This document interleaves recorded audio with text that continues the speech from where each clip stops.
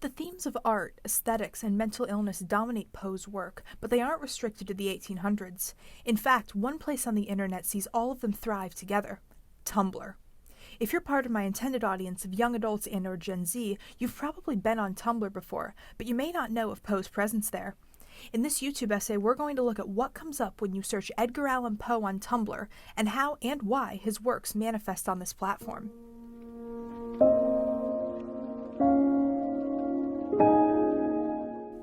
This video will focus on three main contexts in which Poe appears on Tumblr. One of these is through blogs dedicated to literature and quotes.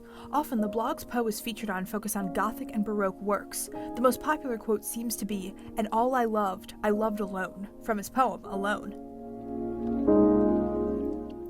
Poe is also prominently featured in dark academia, which, if you didn't know, is an aesthetic focused on Gothic literature and university life of the 1930s and 40s. ID describes it as, quote, listening to Chopin on vinyl while curled up with a book, likely by the Beats or Baudelaire, in dim candlelight, whilst sipping a cup of tea. Refinery 29 says, quote, dark academia draws an idealized version of campus life, typically at a hallowed and historic university. As another example, here's my roommate. Poe has also lived on through memes. A good sampling of these can be found on the blog Edgar A. Poe, the owner of which, fun fact, has a Poe shrine in his bedroom. Here's a collection of Poe memes he's posted. I know all of the women that were involved with Edgar Allan Poe are absolutely vibing to Good For You right now. We have a classic woman yelling at cat meme providing a very accurate summary of the Raven, and my personal favorite, ravens rapping at my chamber door? It's more likely than you think. Often, what makes someone popular is their ability to relate to people. You don't have to be a worldwide celebrity to be popular. You can be relatable to a small group of people with a certain set of experiences and still be popular enough to be talked about for decades. To do this, though, you need themes that remain relevant so they can be passed down to future generations. And the themes Poe covers in his work are relevant both in his time and today. One of these, as mentioned before, is mental illness. The internet allows people to freely analyze, understand, and discuss mental illness, something Poe does very often in his work. Multiple journals have analyzed how Poe's descriptions of mental illness line up with 21st century diagnoses. Brett Zimmerman went so far as to diagnose the narrator of The Premature Burial with several comorbid mental illnesses right out of the DSM.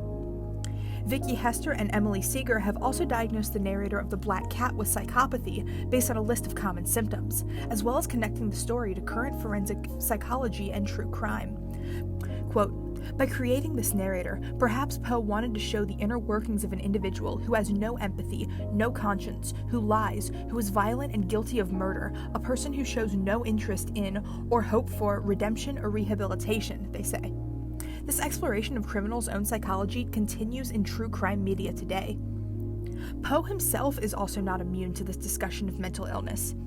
Erica Giammarco said that, quote, a number of factors in Poe's life have been associated with increased risk for depression, end quote, such as low parental socioeconomic status and residential instability. This discussion also pertains to people's own mental illness, especially in the 21st century. Just look at this quote from The Black Cat next to this tweet. Both are written by people very conscious of their mental illness. Granted, I don't think the tweeter ever killed a cat. The quotes featured on Tumblr also heavily touch on grief, loneliness, and the experience of being lost in your own mind, something a lot of us are experiencing now through quarantine. Multiple sources have attributed the COVID-19 pandemic as contributing to the rise in popularity of dark academia.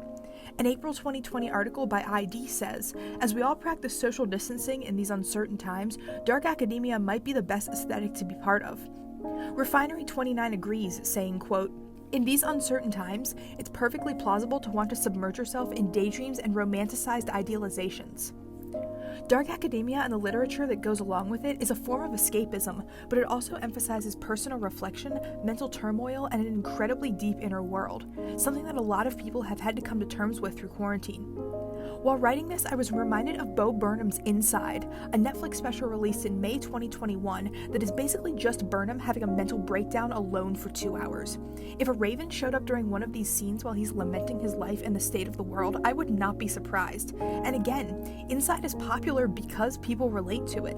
Not everyone has struggled with the same themes Burnham covers in his special: apathy, disillusionment, self-doubt, depression, but not everyone has to.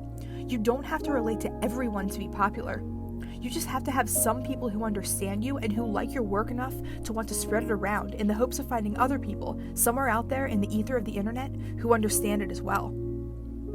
There is a lot this video didn't get into, such as the TV show Edgar Allan Poe's Murder Mystery Dinner Party or the anime with a character based on Poe.